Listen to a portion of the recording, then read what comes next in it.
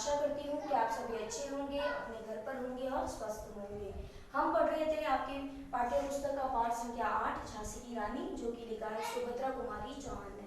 हम इसके काव्यांश पाठ 5 काव्यांश पढ़ चुके हैं। पांचों काव्यांश का अंतिम काव्यांश तक हमने देखा कि झांसी की रानी लक्ष्मीबाई की विधवा होने का वर्णन हम पढ़ चुके हैं। आगे बढ़ते हैं हम। बुझा दीप झांसी का तब डलहौजी मन में हर्षाया, राज्य हड़प करने का उसने यह अच्छा अवसर पाया। फौरन फौज भेज दुर्ग पर अपना झंडा फहराया, लावारिस का वारिस बनकर ब्रिटिश राज्य झांसी आया। अश्रुपूर्ण रानी ने देखा झांसी हुई वीरानी थी, बुंदेले हर बोलो के मुंह हमने सुनी कहानी थी, खूब लड़ी मर्दानी थी वो झांसी वाली रानी थी।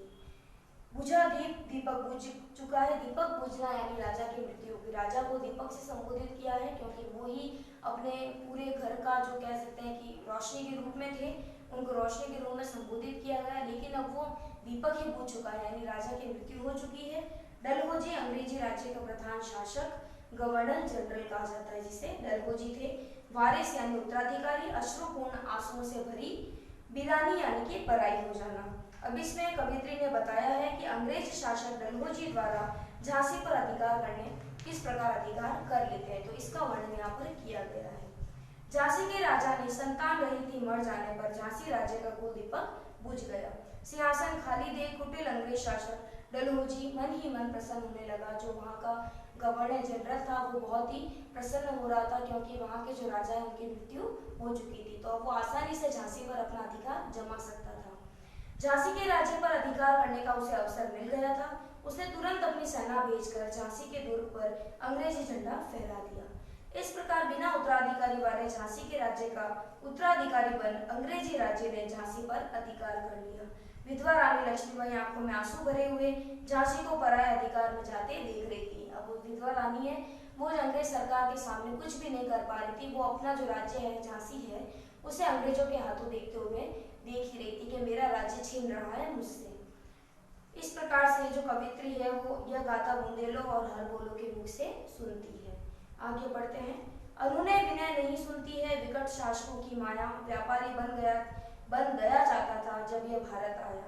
डलहौजी ने पैर पसारे अब तो पलट गई काया, राजाओं नवाबों को भी उसने पैरों ठुकराया।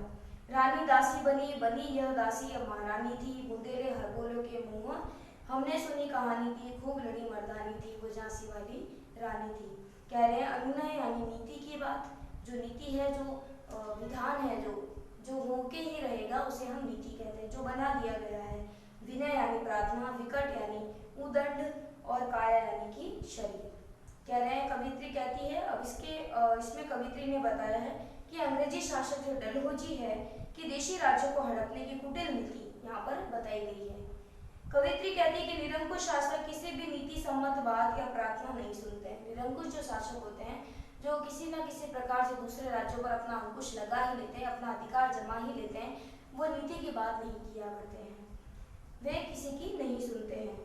वे तो मनमानी नीति अपनाते थे, वो अपने मनमाने ढंग से चलते थे। नीति यानी कि जो नियम, जो रूल्स एंड रेगुलेशन जो बना दिए गए हैं, वे अपने मन मर्जी से बनाते थे और उन्हें चलाते थे। यही अंग्रेज कुछ समय पूर्व भारत में व्यापारी बनकर आए थे। उस समय ये भारतीय राजाओं की दया पर निर्भर थे। डलहौजी ने मनमाना कानून बनाकर देशी राज्यों को हड़पना आरंभ किया और देखते देखते व्यापार करने वाली कंपनी की काया पलट हो गई। वह स्वयं भारत की शासक बन बैठी। अब वो भारतीय राजाओं और नवाबों के पैरों से ठुकरा रही थी। अब वह भारतीय राजाओं और नवाबों को पैरों से ठुकरा रही थी। आपसी फूट और विलासिता से देशी राजा दास बन गए और दास अंग्रेज यानी कि राजा बन गए। तो इस प्रकार यहाँ पर बताया गया है। आगे देखते हैं। छिनी राजधानी दिल्ली की, लखनऊ छीना बातों बात, कैद पशवा था बिठूर में हुआ नागपुर का भी घात। उदयपुर तंजौर सतारा कर्नाटक की कौन मिला, जबकि सिंध पंजाब ब्रह्म पर अभी हुआ था ब्रज निपात। बंगाल मद्रास आदि की भी तो वह कहानी थी, बुंदेले हरबोलों के मुंह हमने सुनी कहानी थी, खूब लड़ी मर्दानी थी वो झांसी वाली रानी थी। बुंदेलखंड से ये बातें सुनी गई है झांसी की रानी लक्ष्मीबाई के बारे में कि क्या क्या हुआ था, उनके जीवन परिचय से लेकर उनके अंत समय तक का इसमें पूरा वर्णन किया गया है और कवित्री ने ये बुंदेलखंड के वहां से सुना है। बातों बात यानी थोड़े समय में, घात चोट, विषाद सामर्थ्य, वज्र निपात यानी कि कठोर प्रहार। वज्र जो पत्थर के समान, वज्र कठोर का ही रूप है और पत्थर को कठोर कहा जाता है, तो इस प्रकार कह रहे हैं कि कठोर निपात। इसमें कवित्री ने भारत के सभी प्रमुख देशी राज्यों को डलहौजी द्वारा ब्रिटिश शासन में मिला लेने का विवरण दिया है। इसमें जितने भी राज्य बताए गए हैं, तो कहते हैं कि अपनी कुटिल नीति के माध्यम से डलहौजी ने राजधानी दिल्ली, लखनऊ पर अधिकार कर लिया, पेशवा को बिठूर में कैद कर दिया, नागपुर, उदयपुर, तंजौर, संतारा, कर्नाटक, सिंध, पंजाब, ब्रह्म यानी वर्मा आदि पर अपनी अनीति का कठोर प्रहार करके अधिकार कर ही लिया। किसने? डलहौजी के गवर्नर जनरल ने। बंगाल और मद्रास यानी जो वर्तमान में जिसका नाम चेन्नई रखा गया है, मद्रास को पहले मद्रास कहा जाता था लेकिन अब उसका नया नाम चेन्नई है, उस पर भी उन्होंने अधिकार जमा दिया। तो इस प्रकार उन्होंने वहां बुंदेलखंड के लोगों से ये भी कहानी सुनी कि किस प्रकार इतने सारे राज्यों को डलहौजी के राजा ने अपने अधिकार में ले लिया। रानी रोई रणवासों में, बेगम गम से थी बेजार, उनके गहने कपड़े बिकते थे कलकत्ते के बाजार, सरेआम नीलाम छापते थे अंग्रेजों के अखबार, नागपुर के जेवर ले लो, लखनऊ ले लो, नौलख हार। यों पर्दे की इज्जत परदेसी के हाथ बिकानी थी, बुंदेले हर बोलो के मुंह हमने सुनी कहानी थी, खूब लड़ी मर्दानी थी, वो झांसी वाली रानी थी। रनवास यानी रानियों के रहने का भवन, जिसे हम रनवास के नाम से जानते हैं। गम यानी दुख, बेजार, व्याकुल, सरेआम सार्वजनिक रूप में सबके सामने। 9 लाख हार यानी 9 लाख के मूल्य वाला बहुत ही मूल्यवान रत्नों से घड़ित जो हार, उसे हम कहते हैं जो 9 लाख का होता है, उसे कहा जाता है। पर्दा यानी मर्यादा में रहना, परदेशी, विदेशी, बिकानी यानी बिक रही थी, जो बिक रही थी उसे कहा है। अब कवित्री ने अंग्रेजों के अत्याचारों, लूट और निर्लज्जतापूर्ण आचरण की एक झलक यहाँ पर हमें दिखाई है इस काव्यांश में कि अंग्रेजों का किस प्रकार का व्यवहार था झांसी के लोगों पर। अंग्रेजी शासकों के अत्याचार से रानियां और बेगम अत्यंत पीड़ित हो चुकी थी। उनके मूल्यवान आभूषण और वस्त्रों को छीनकर अंग्रेज कलकत्ते यानी कोलकाता के बाजार में बेच रहे थे। जो मूल्यवान आभूषण थे, जो वस्त्र थे, जो गहने थे, वो अंग्रेज सरकार वहां पर बाजार में बेच रही थी, कोलकाता के बाजारों में। अंग्रेजों द्वारा अखबार में इनके खुले नीलाम की सूचना छपा करती थी। नीलाम यानी बोली लगाना, कि जैसे 9 लाख का हार है तो उस पर कौन कितनी बोली लगाएगा, कोई 10 करोड़ लेगा, कोई 20 करोड़ देगा, तो इस प्रकार बोली लगती है। जो सबसे ऊंची बोली लगाता है उसे वह चीज भेज दी जाती है। इस प्रकार तो इस नीलामी में नागपुर के जेवर और लखनऊ की बेगमों में 9 लाख हारों की बोली लगाने की घोषणाएं की जाती थी। पर्दा में रहने वाली भारत की नारियों का इज्जत इस प्रकार खुलेआम परदेशी अंग्रेजों के हाथों बिक रहा था। आगे बढ़ते हैं हम।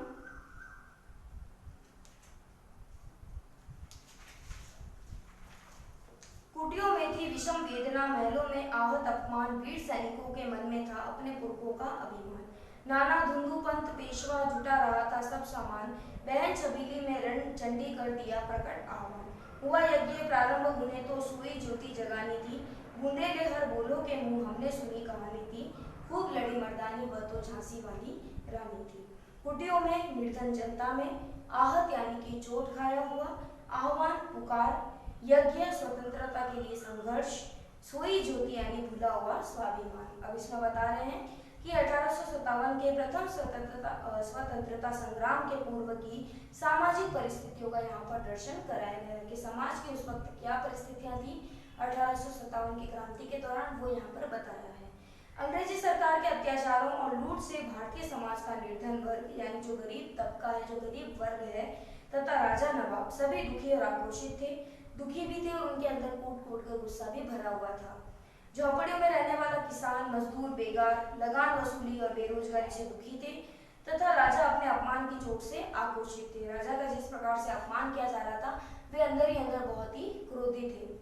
उधर भारतीय सैनिक अपने शूरवीर पुरखों के स्वाभिमान और कीर्ति की रक्षा के लिए तत्पर थे। तो उधर क्या होता है कि जो भारतीय सैनिक होते हैं, जो शूरवीर होते हैं, वो पुरखों के स्वाभिमान, अपने जो बुजुर्गों का जो स्वाभिमान है उसे बनाए रखने के लिए, उनकी कीर्ति, उनके अपयश को बचाए रखने के लिए वे वहां पर तैयार थे। नाना साहब धुंधु पंथ और पेशवा क्रांति का सामान जुटाने में लगे हुए थे। उसी समय नाना की मुंह बोली बहन छबीली यानी लक्ष्मीबाई ने युद्ध की घोषणा कर दी। इस प्रकार स्वतंत्रता संग्राम रूपी महायज्ञ आरंभ हो गया। इन सभी योद्धाओं का उद्देश्य भारतीयों के लिए सोए हुए स्वाभिमान को जगाना था। ये सभी जो रानी लक्ष्मीबाई ने युद्ध का ऐलान कर दिया, ये युद्ध का ऐलान करना ही एक तरफ से भारतीय सैनिक जो कि सोए हुए थे उन सभी में एक आक्रोश को जगा दिया और सभी जो भारतीय सैनिक है वो अंग्रेजों से युद्ध करने के लिए तैयार हो गए। धन्यवाद।